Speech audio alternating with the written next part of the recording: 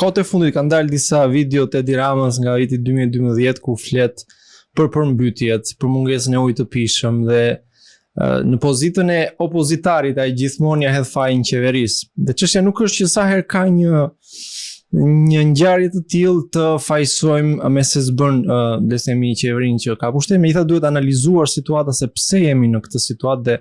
le të themi çdo dimër përmbytemi dhe çdo verë nuk furnizohemi siç duhet me ujë, edhe digjemi sigurisht dhe çështja ka të bëjë kryesisht me faktin që nëse në le të themi regjimin e shkuar u bën u ndërmor një sër veprash inxhinierike edhe hidrike që nga tharja e knetave tek rregullimi i rrjedhës së lumenjve, pra një sër veprash të tilla rregulluese që i përshtateshin si thua edhe shpërndarjes së popullsisë urbane në territor, pra nëpërmjet hidrovorëve, nëpërmjet kanaleve kulluese me radhë. Ajo që ka ndodhur në 35 vjet që me rënien e regjimit e para ka të bëjë me faktin që është e njëjtra infrastrukturë e kohës së shkuar, e dyta është fakti që shtrirja urbane është bërë në mënyrë totalisht kaotike, si thua, pa një plan urbanistik. Pra nëse në vitet 90 e kemi parasysh atë zhvendosjen e popullsisë në qendrat urbane në mënyrë kaotike, ndërtimin e shtëpive edhe në toka bujqësore edhe ku dikur më parë kalonte kanali kullues ose rruga aty u ndërtua shtëpia. Megjithatë, ajo që ka ndodhur është që nuk ka pasur kurrë një plan urbanistik, pra që të rregulloj si thua edhe shpërndarjen ose zgjerimin urban të qyteteve, por edhe të plotësoj gjitha nevojat që kanë të bëjnë me infrastrukturën edhe rrugore, kjo është arsye pse gjithmonë ka dhe trafik nëpër qendrat urbane, edhe me rrjetin e furnizimit me ujë, edhe me kanalet e kullimit, edhe me për fat keq ne ende ujërat e zeza në sezonin turistik disa shpeshherë derdhen në det si thua. Kështu që është më tepër mënyra që është ndjekur si thua për të jo thjesht për zhvillimin urban, por për faktin që kreu i KKTU-s, i Këshillit Kombëtar të Territorit dhe të Ujit, është Edi Rama, pra dhe kryeministri që s'ka ndonjë arsye logjike pse u dashka që kryeministri ndër shumë të tjera të bëjë dhe këtë. Dhe shpërndarja e lejeve për ta mbyllur nuk bëhet në bazë një plani urbanistik, por bëhet si thua me frymëzimet e momentit, me interesat që lidhen edhe me krimin e organizuar për pastrimin e parave, edhe me oligarkinë ekonomike dhe që nuk marrin në konsiderat pikërisht rrjetin infrastrukturor, pra që përmenda pak më parë dhe detyrimisht sa herë bie shi atëherë përmbytemi. Dhe një gjë e fundit, më fal, se dua të përmend këtu Gjirokastrën atë që ndodhi dhe në Gjirokastër, dhe do thoya që një ndër arsyet kryesore pse në një qytet i cili ndodhet si thua rreth malit, pra është qyteti Pierrët, gjithsesi kemi vërshimin e prenjve dhe përmbytjen e tij, kjo lidhet sidomos me mungesën e pyllëzimit në pjesën e sipërme të malit, pra të qytetit që ka qenë dikur dhe për shkak se janë hequr janë prerë pra gjitha pemët, atëherë kjo ka ndikuar që sa herë të ketë rreshje çik më të shtuara se zakonisht, pra të vërshojnë prenjt, le të themi.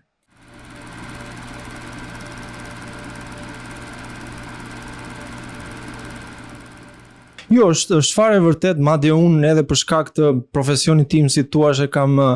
ndjekur disi më me vëmendje ndër vite, le të themi, këtë që ndodhte me rrugët e reja automobilistike që ndërtoheshin dhe që her pas here ato shembeshin, pra skarpatat anësore gjithmonë shembeshin, dhe rastimi i fundit është pikërisht rruga e sapo inauguruar Qukës Qafploç, pra e cila u shem madje kishte dëmtuar dhe një automjet aty që kalonte, dhe fakti lidhet pikërisht me mungesën e investimeve siç duhet, pra sa i përket studimeve, pra nuk ka një ligj sot që ta përcaktoj qartazi, nuk ka një kusht teknik i quajmë ne në profesion, si thosh, që të përcaktoj studime dhe hapat që duhen ndërmarrë sa herë që projektohet një rrugë e re, pra, ndërkohë që kushtet teknike janë ato të miratuara në vitet 70 në Shqipëri, pra, që qartazi nuk i përshtaten nevojave dhe teknikave që janë zhvilluar për monitorimin e rrugëve, për studimin e merat. Dhe për më tepër, kostot e ndërtimit të këtyre rrugëve arrin shifra astronomike, që nuk kupton që gjithmonë, pra, siç e kemi thënë, këtu bëhet fjalë për afera korruptive, që qartazi tashmë po dëshmojnë edhe nga hetimet e Spakut. Rasti i fundit është ky që ka dëshmuar përfshirjen e zëvendës kryeministrës, pra në tunelin e Llogaras, Pra për tendera që jepen për përfitime të dyanshme, si thua, dhe të ndërtuesit edhe të politikanit që jep tenderin dhe që në fund të ditës nuk plotësojnë kriteret e domosdoshme për siguri në rrugë dhe për mbrojtjen pikërisht nga fenomene të tilla, si thua.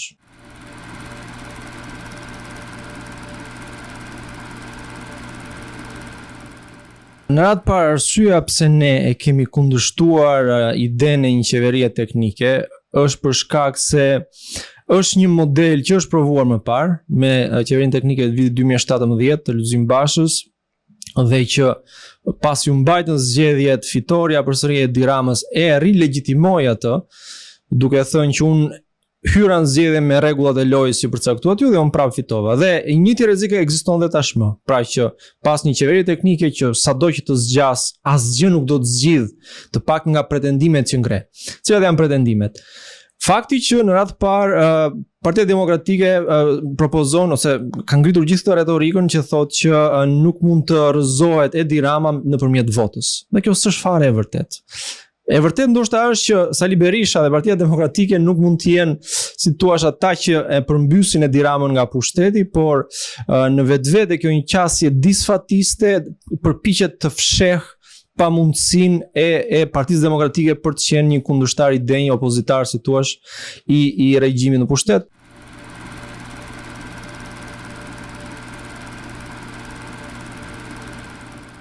Zgjedhjet e fundit 11 maj treguan pikërisht që baza elektorale e Partisë Demokratike po gryhet nga subjektet e reja politike, siç është edhe Lëvizja Bashkë, pra.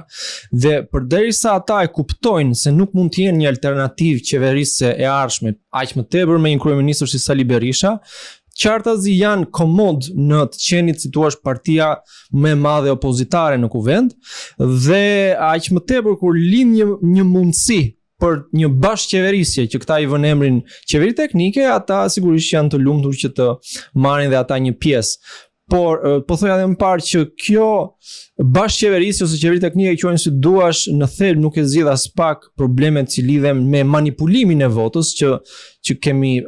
dëshmuar edhe në 11 maj, që lidhet qoftë me administratën shtetërore, qoftë me lidhjet me oligarkinë dhe krimin e organizuar, qoftë me mekanizmat e institucioneve shtetërore si ndëshkuese ose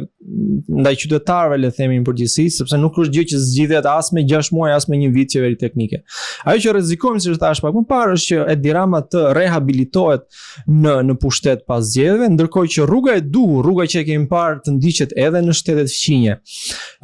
Greqi, Itali, Francë edhe shumë vende tjera, është që në momentin që partitë tradicionale të vjetra, si thua, e humbasin legitimitetin e tyre. Në vetë të qinje ishte për shkak të krizës financiare 2008-s. Në Shqipëri po e shohim tashmë me ndërhyrjen e SPAK-ut. Ato duke hyrë në zgjedhje gradualisht e humbin elektoratin e tyre dhe vjen një moment praktikisht që në mënyrë që të vazhdojnë të rinë në pushtet, detyrohen të bëjnë një koalicion me njëra tjetrën. Dhe unë besoj fuqimisht që nëse ne do hyjmë në zgjedhje parakohshme në Shqipëri, ajo që do shihnim është një asnjë prej dy partive PSD për shkak të gjithë këtyre aferave korruptive që kanë ndodhur dhe humbjes legitimitet, nuk do dilte mban të merrte 71 mandate për ta qeverisur e vet me vendin dhe do të detyrohej që të hynin në koalicion me njëra tjetrën. Dhe kur ndodh kjo gjë, edhe vet publiku e percepton se kush janë interesat, le të themi, të përbashkëta të dy subjekte kryesore dhe kush është opozita e vërtet. Dhe që nga ky moment pastaj, në shembull që përmenda edhe pak më parë, kemi parë daljen mbi ujë të partive të reja, si thua, që kanë dalë nga një përqindje e vogël, janë ngritur dhe kanë marrë në dorë edhe qeverisjen e vendit. Dhe unë mendoj se kjo është rruga e duhur që duhet ndjek Shqipëria, ndërkohë që qeveria teknike ose bashkëqeverisja Berisha-Rama i shërben të dyve, sepse mund të shfrytëzohet edhe për të bërë ndryshime kushtetuese që do ta kufizonin rolin e SPAK-ut dhe të GKK-s në hetimet e politikanëve, edhe për të, si thua, arnuar këtë reformën zgjedhore që daton që nga viti 2008 për ta vështirësuar edhe më tepër për subjekte si Lëvizja Bashkë që të përfaqësoheshin në kuvendin e Shqipërisë.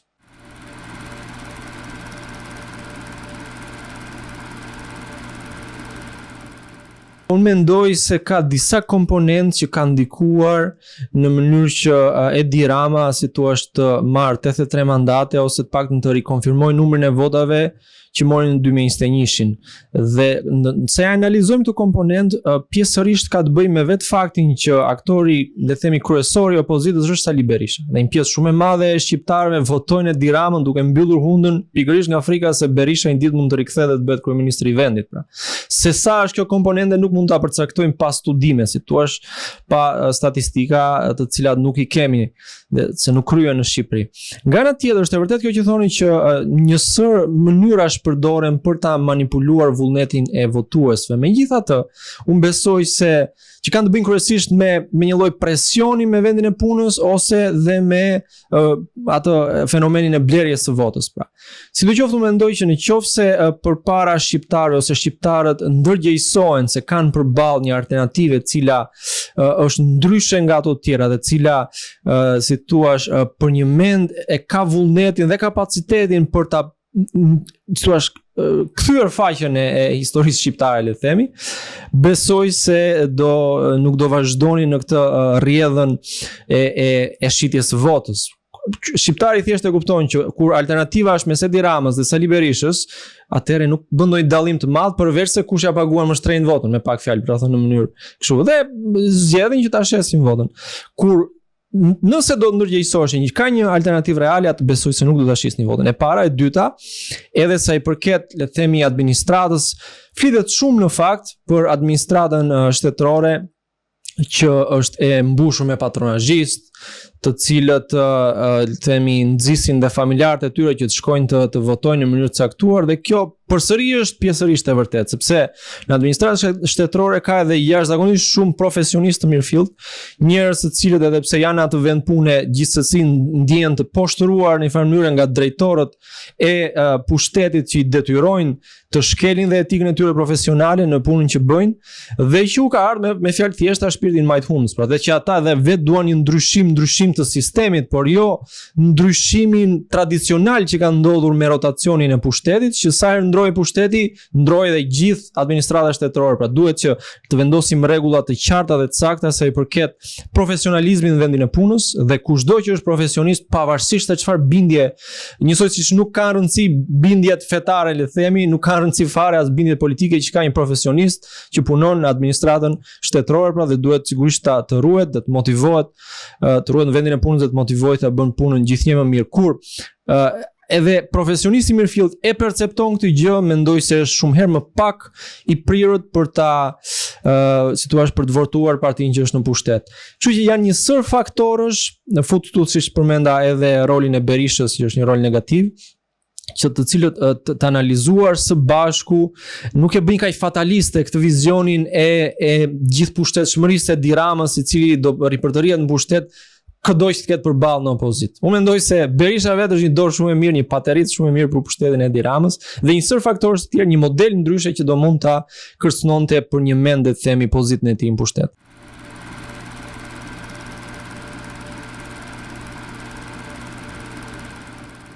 Do të jap disa shembuj.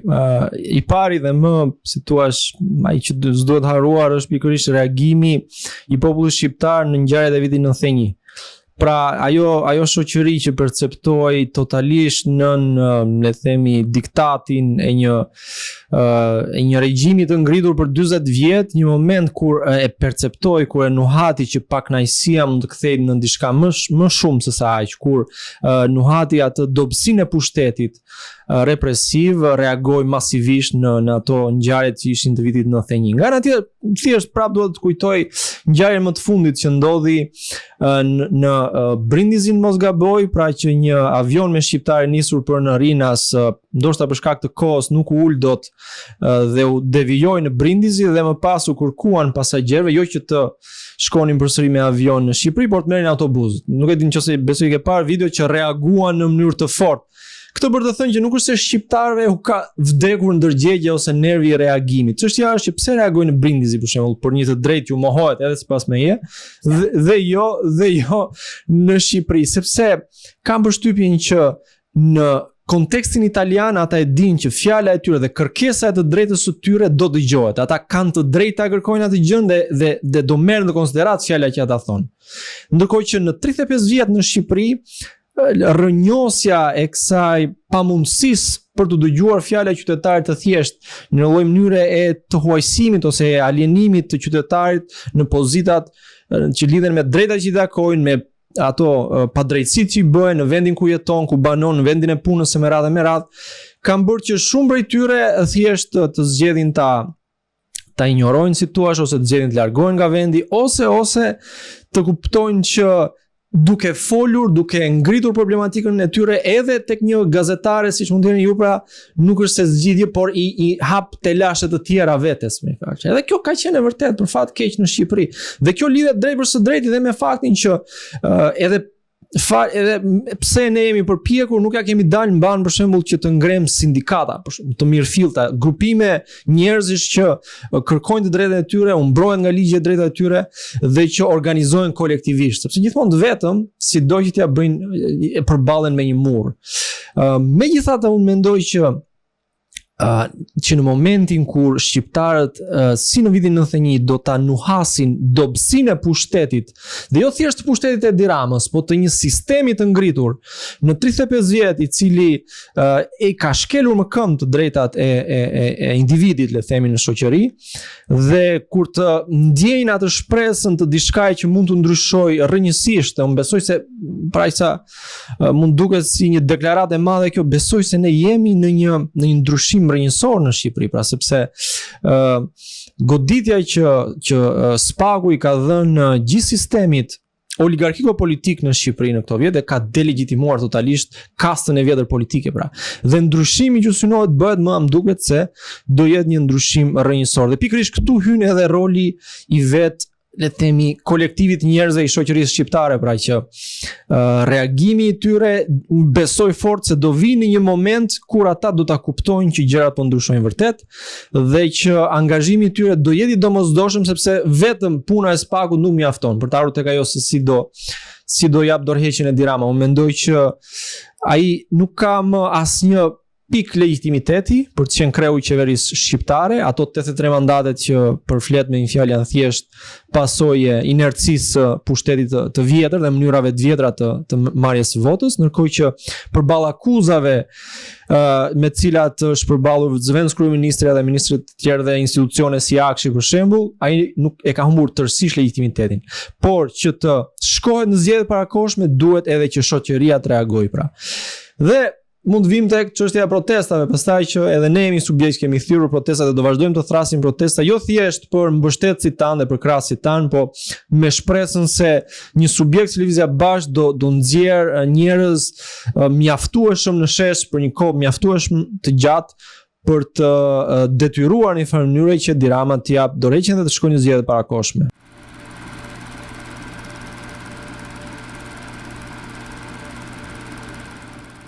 Unë kam dëgjuar edhe herë tjera të artikulohet kjo si tezë, pra që mundësia që le themi të jenë evropianët ata që mund të ngrenë, siç ngritën Spakun ose bën reformë drejtësi, të ngrenë një strukturë teknicienësh që do ta ndihmonte vendin të kalonte në një fazë tranzitore të shkurtër. Po kur flasim konkretisht, le themi, për mundësitë reale që shohun që të ndodhin, është që qeveria teknike të ketë ngjyrimet e qeverisë teknike të vitit 2017. Pra një marrëveshje, një bashkëqeverisje prapë me Berishën dhe Ramës,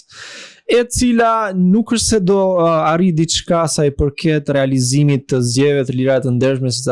ata pretendojnë, pra sepse as lidhjet me oligarkinë dhe me krimin e organizuar nuk i lufton dot qeveria teknike për një vit apo për 2 vjet, si do të jetë puna, sepse janë shumë të thella çështjet. As administratën shtetërore nuk mund ta situash pastrojnë nga patronazhistët, për ta thënë kështu, sepse mbi çfarë kriter do do shkurtojnë gjysmën e aparatit shtetëror nga puna, mbi çfarë kriteri? Do t'i fusin gjithë në provime, domethënë janë gjëra që nuk zgjidhen me qeveri teknike këto. Janë gjëra që një qeveri që vjen pushtet që ka vërtet vullnetin për t'i ndërmarrë këto si hapa, do duhet që në kohë ti implementojnë si një reformë afatgjatë, pra. Dhe për të zgjidhur çështjen e numurimit të votave, ose procesit të votimit, si më thonë, unë do kisha një sugjerim fare të thjeshtë, elementar fare. Mjafton që në qendrat e votimit dhe qendrat e numurimit mos kishte militant partijak, mund t'i zëvendësoje këta me mësues gjimnazi, ndoshta çika ata më të vjetrin mosh që si thua kanë çik më shumë ndërgjegje. Po për te kësaj jam shumë dakord që manipulimi i votës ndodh para procesit të numërimit dhe të votimit. Po besoj se ti përmenda një sër faktorësh që ndikojnë tek zgjedhja që bën shqiptari në thonjza për të manipuluar vullnetin e vet, pra.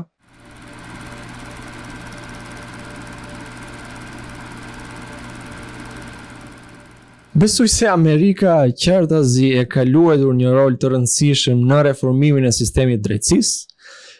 Sigurisht shumë kush e ka interpretuar edhe ndërhyrjen e saj si kur mund të ketë cënuar disi dhe një lloj sovraniteti të vendit tonë, por në një situatë të jashtëzakonshme, siç e përmendë ju pak më parë, pra në cilën ndodhej drejtësia në vend, është diçka e cila vetëm miri ka bërë shqiptarët paktën deri në këtë moment që po flasim. Pra, kështu që besoj se rolin e vet Amerika si një vend, një fuqi tani aleate, shumë ta thuash, po ne jemi një lloj protektorati i Amerikës dhe rrjedhimisht edhe për interesat e saj dhe të rajonit sidomos, jo thjesht raport me Shqipërinë, ka luajtur rolin e saj në raport me sistemin e drejtësisë dhe duket se po deri në këtë moment e ka bërë detyrën mirë. Sigurisht ne do donim shumë më tepër, do donim që të merri pa ndehur vetë Edi Rama, të shkojë deri në fund të çështjeve siç janë ato madhore si inceneratorët e meradh, qoftë edhe 21 janari. Do donim që të konfiskohej pasuria e vjedhur dhe të rikthej popullit shqiptar, si më thënë. E shumë shka tjetër. Megjithatë, deri në këtë moment vetë fakti që janë marrë pa ndehur figura të larta të politikës, të rangjeve të politikës, pra është një punë për të përshëndetur. Dhe me shpresën, siç thash, që kjo goditje që ka ardhur kastës së vjetër politike do mundsojë një përmbysje të madhe në realitetin shqiptar.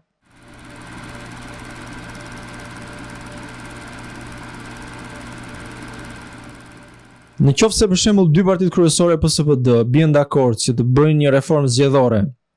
duke ndryshuar totalisht kodin dhe duke kthyer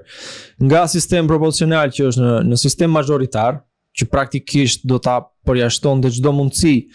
të një partie që nuk është PS ose PD-ja për të përfaqësuar një model si ai britanik ose amerikani, pra. Atëherë rrjedhimisht në logjikën e bashkëpunimit dhe një aleance elektorale mund të ekzistonte mundësia edhe me parti që janë jashtë situar spektrit të vjetër, po i themi, të politikës. Kështu që ne nuk është se kemi një qasje, si të them unë kështu, të indoktrinuar në raport me atë që duhet të jetë politika. Ne qartazi, nëse na duhet të hedhim një hapara, jemi të gatshëm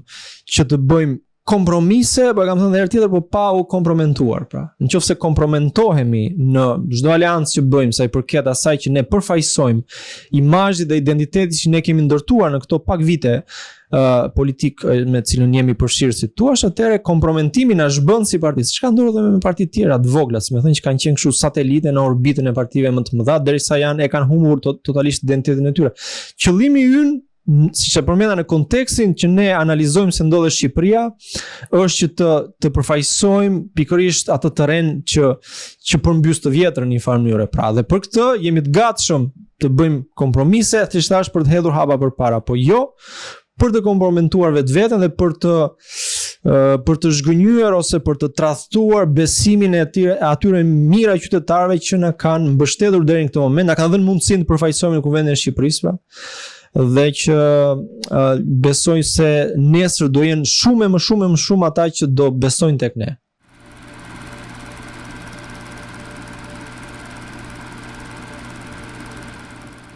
Tani, gjithsecili mund të zgjedhë që të protestojë me mënyrën e vet.